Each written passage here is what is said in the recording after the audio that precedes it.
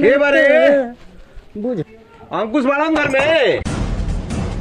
Paper भा लागो तो रजनी मोबाइल बा जोना से कर्जा ले ले बनी तो हम का करी। अरे यार जो ना कोती को खेत पकइल बा जी चाचा जी कहां बा अंकुश बा वहां के तो खेत में गइल बनी। पैसा ले लेके खेत बाजार घूमत रहतड़न। पैसा हां पैसा कहतनी कर्जा लेके गरू भैंस खरीद ले बड़न हमरा से आ कुल खोल के ले जाई कह दिए उनका से। ठीक है चाचा जी। हाँ चेता देता नहीं जरूर कह दिया।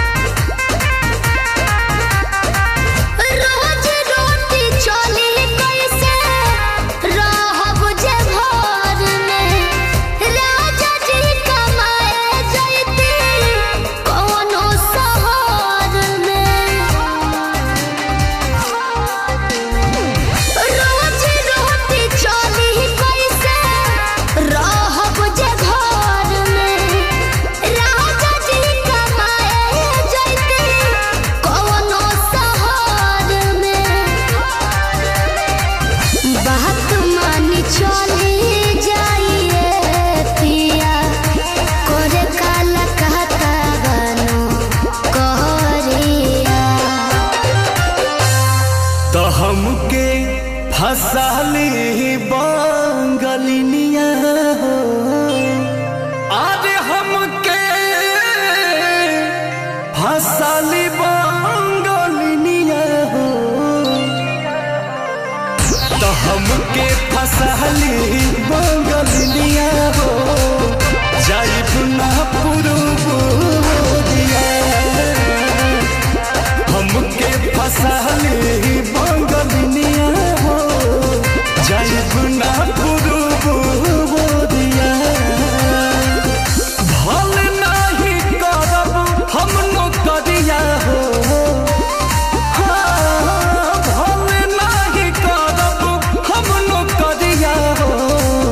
जाइब ना पुरुबुदिया हमके फसाली बांगलिनिया हो जाइब ना पुरुबुदिया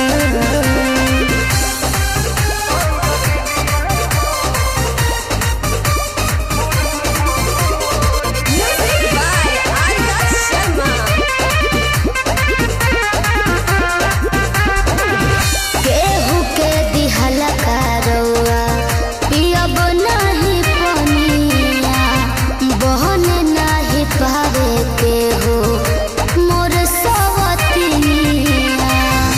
सोचिए के बात बारी मनावा होई दावे तोहरा के छोड़े के दिलावा ना करे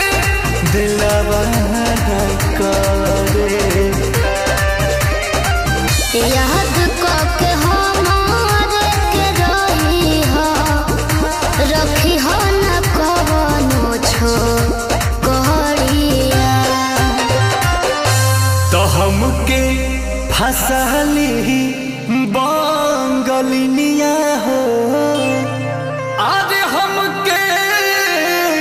फसाली बांगलिनिया हो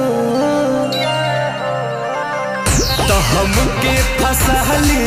बांगलिनिया हो जाइब ना पुरुबुदिया हमके फसाली बांगलिनिया हो जाइब ना पुरुबुदिया भल नहीं करब हम नौकरिया हो भल नहीं करब हम नौकरिया हो जाइब ना पुरुबुदिया हमके फसाली बांगलिनिया हो जाइब ना पुरुबुदिया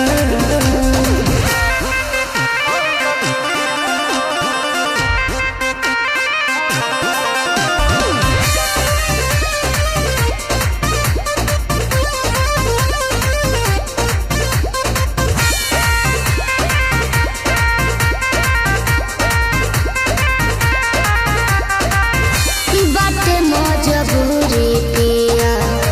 भेजिला बहरावा सोती हो न राजा बापे केहू के पजरावा पैसा के तनो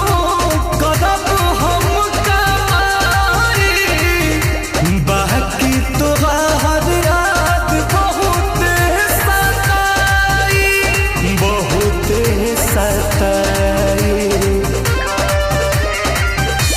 अंकुश राजा बस तूरी हना